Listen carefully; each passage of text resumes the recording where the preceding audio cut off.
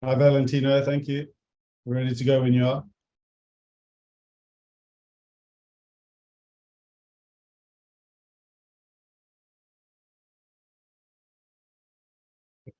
Are you ready? Okay. I guess it does change in the fact that without the jersey and not chasing it, so to speak. But doesn't really change our attitude, I guess. We're confident how the race has been going so far. So try to keep that commitment and attitude in the team. But yeah, it does change next week. Significantly, really. Rachel? We've now seen 7 riders leave the Giro with COVID, including one of your teammates. Do you think that more preventative measures need to be taken in the race? Yeah, I guess so. I guess we just need to be a lot more aware of it and just not just go back to like what we used to do really when COVID was 2020 21, when we were in our own little bubble and we were wearing masks and this and that and in public spaces. So I guess as a team we're going to go back to that sort of strategy. And yeah, I guess if everybody on the race does the same thing, then hopefully it will stop the riders going home, because obviously it's a massive loss losing any rider to COVID really, but especially world champion in Remco. It's really disappointing for the race.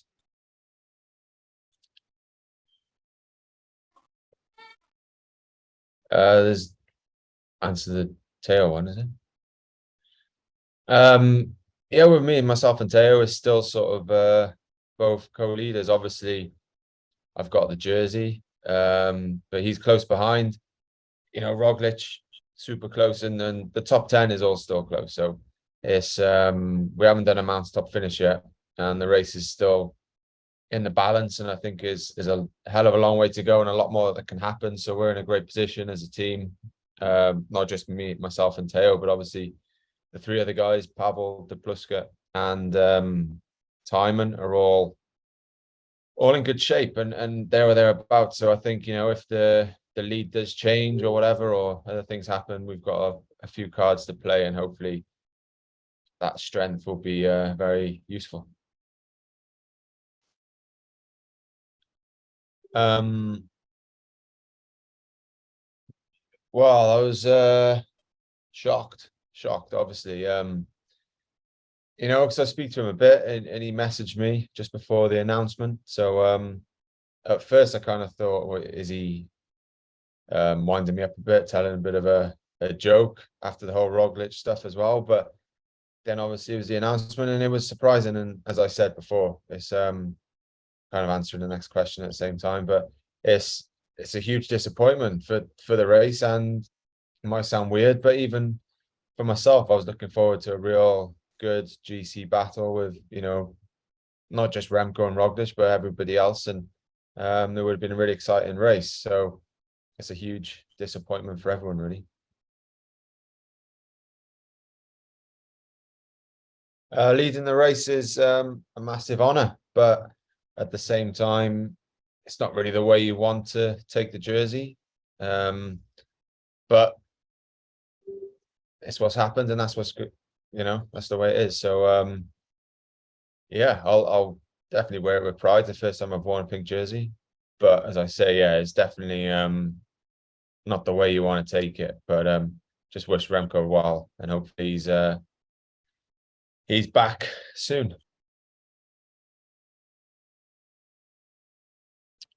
Compared to 2018, it's hard to tell because every year is so different. How we're racing is different. My whole build-up has definitely been different. So, but just comparing it to, last year, for instance, I feel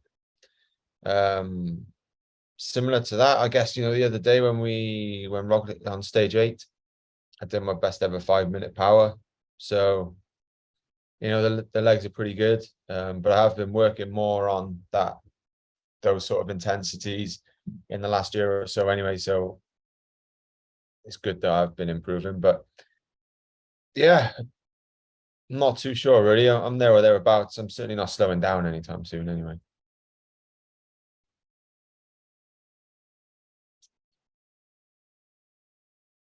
It wasn't the fact that I didn't decide not to help him. We came through when we finally could, but there wasn't many sections to actually pass. We were straight into a technical descent, and then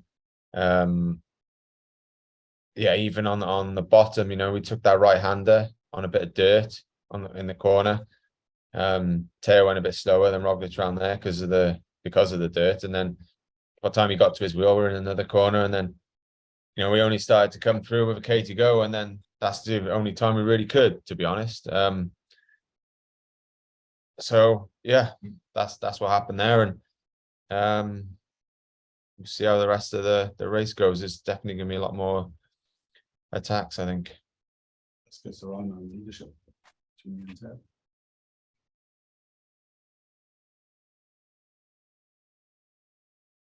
Yeah, I think kind of what I said earlier, really. Both me and Teo are in a great position, and okay, I'm leading the race, but as soon as someone stands out as the more likely to win, at the moment, I think it's kind of even. Then for sure I'd be happy to help Teo if he's better than me, and for the team he's the more likely to win. So, and I'm pretty sure he would do the same thing.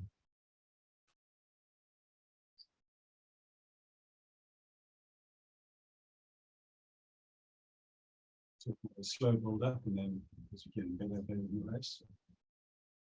How does your body adapt during a Grand Tour?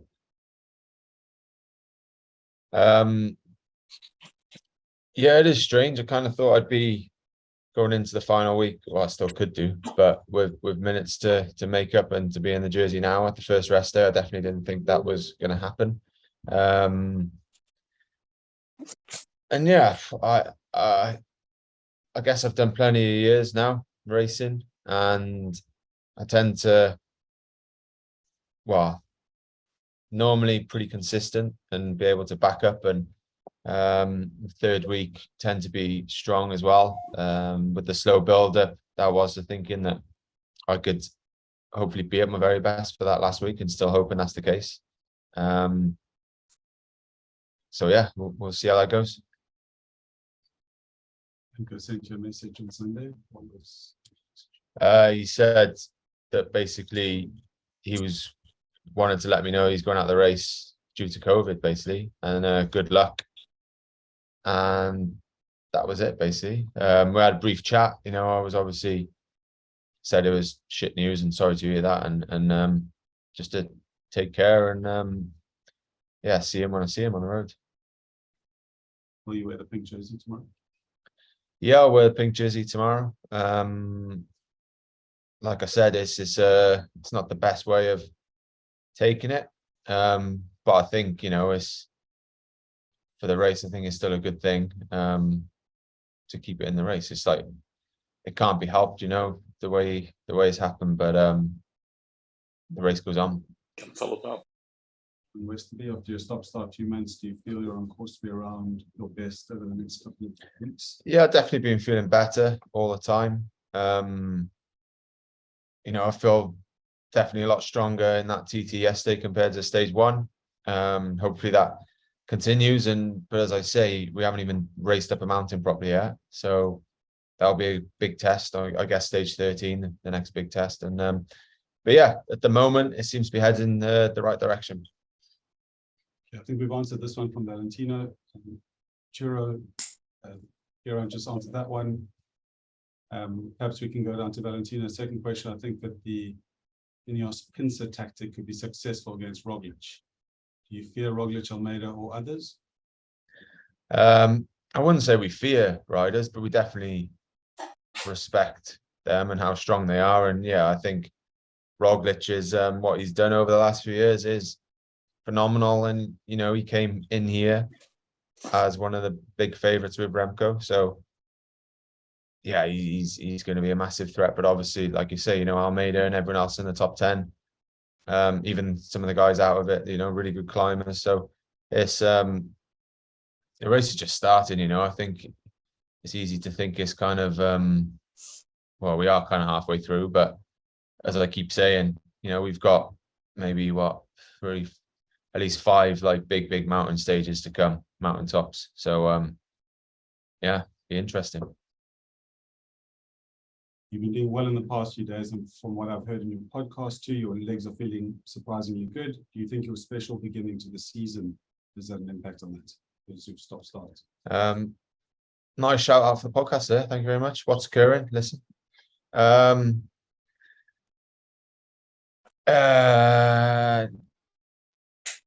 think it's definitely the starts of the year I've had impacted how this race has been for me so far, because yeah, I missed a lot of training and it's been really stop start, but I've still put in the work when I've been able to, and that's really paying off now. And I think, yeah, just coming in a bit underdone, undercooked. You know, look at the Remco, for instance, you know, winning, smashing UAE and then going to Tenerife and smashing KOMs there, and, you know, Catalonia and Liège.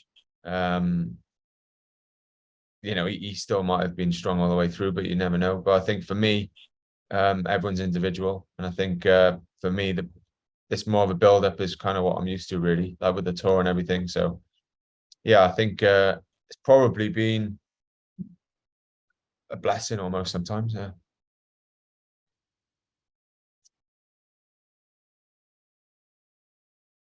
Valentina, Geraint has answered that one about the pink jersey tomorrow already.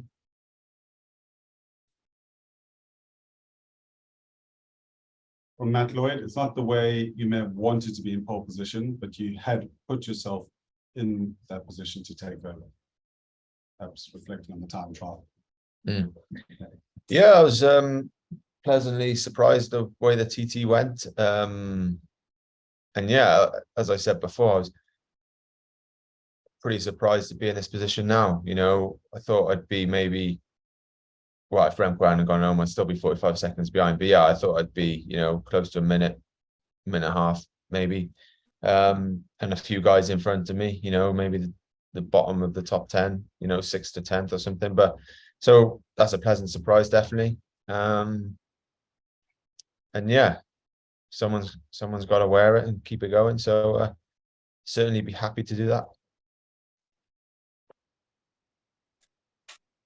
From Vasco Serrano, do you consider your experience as your biggest advantage in the fight for pink overall? Yeah, I think it's a big advantage to have the experience I've got in the team as well, and knowing myself and my body and how to judge my efforts and all that type of jazz. So yeah, that's definitely a big plus. But I think our biggest strength is how everyone's going in the team at the moment. As I said before, not just the climbing guys, but Puccio and Swifty as well. So yeah, we're in a strong position.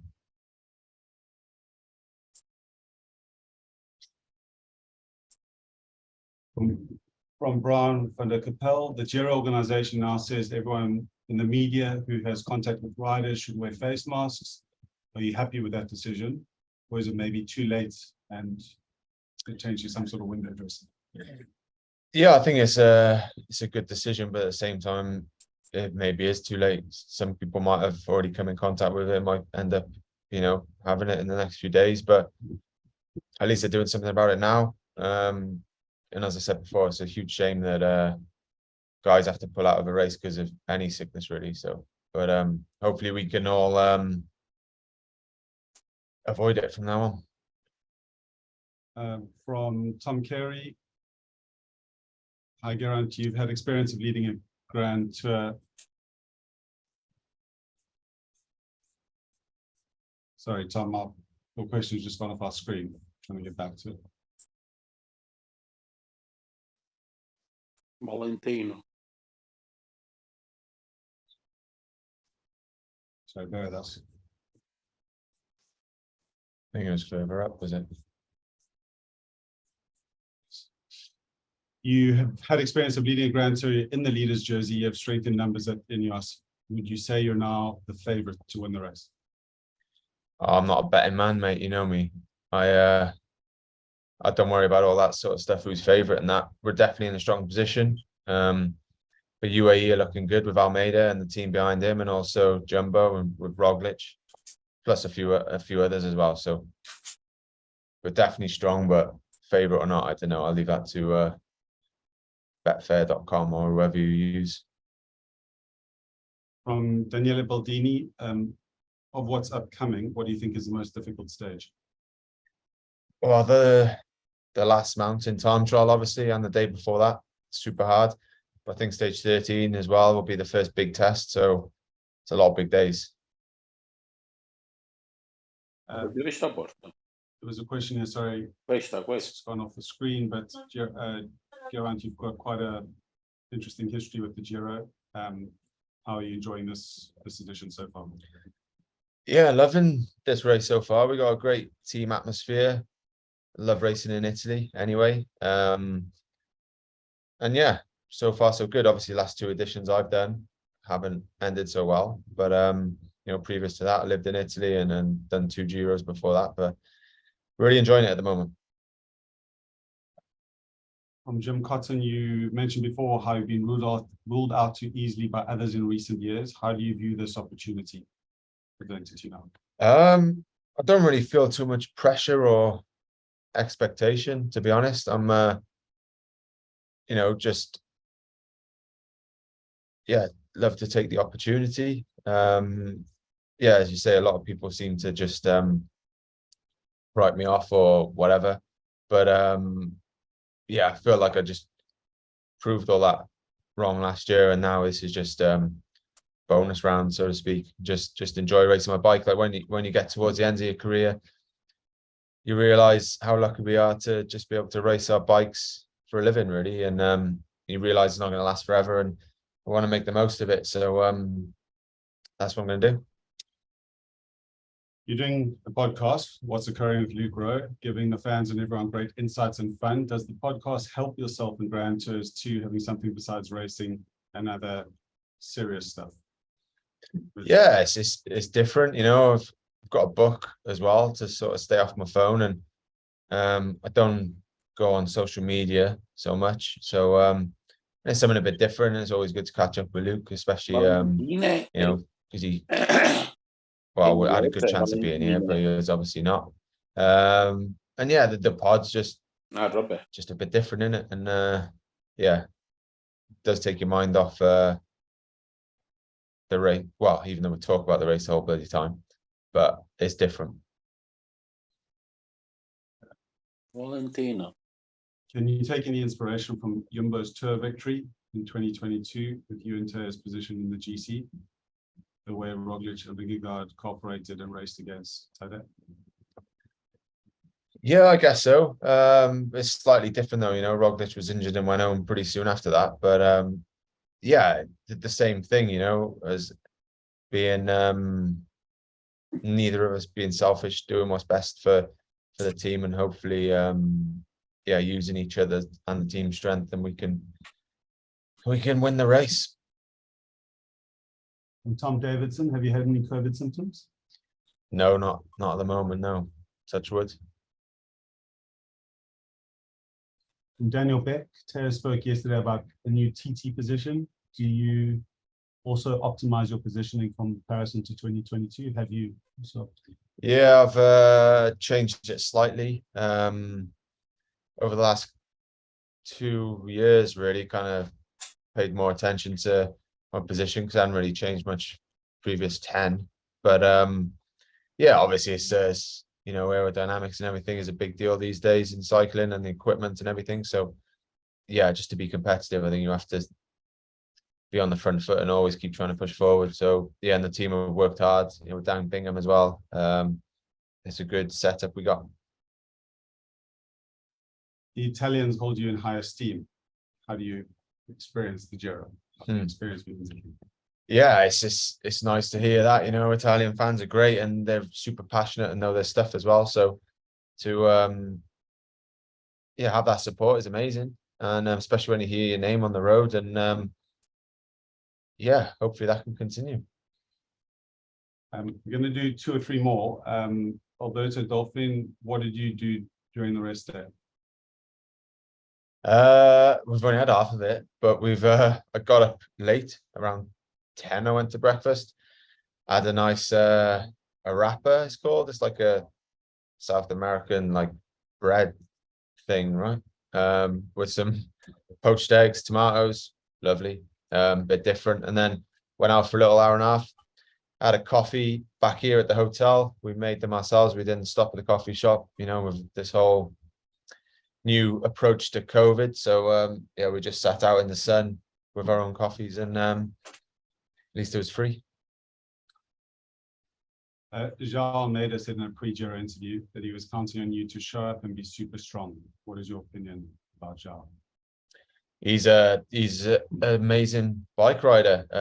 You know, I think he's super clever as well. He doesn't get carried away and make massive accelerations. He's similar to me in a way, in that he sort of gets into that rhythm and that tempo, and can be strong bottom to top of a climb. He did tell me on stage 8 that he had shit legs, and I said I didn't believe him. And then he rode pretty well. And then I saw him at the start of the TT, and I said, "Oh, well done, not bad with shit legs," and he just laughed. So a few mind games going on as well, but that's all part of it. It's all part of the fun. But yeah, super talented rider, and definitely one for us to watch. And final one, if I may, Matt Lloyd, how big an achievement would it be, Geraint, to win this race? At your age, you didn't say that, but oh, it would be amazing. It'd be like, I kind of, after 2020, I kind of thought that would be it for my chance to win the Giro. But as I said before, though, it's whatever happens, you know. I've got Palmares that I've got, and I'd absolutely love to add to it without a doubt. But I just want to enjoy this race and see where we can go. And stage 18 will be my birthday. I'll be 37, so see what happens. Cool. Thank you very much, guys. Cheers, guys. Have a good rest of the race there, and see you if you're at the race. Thank you.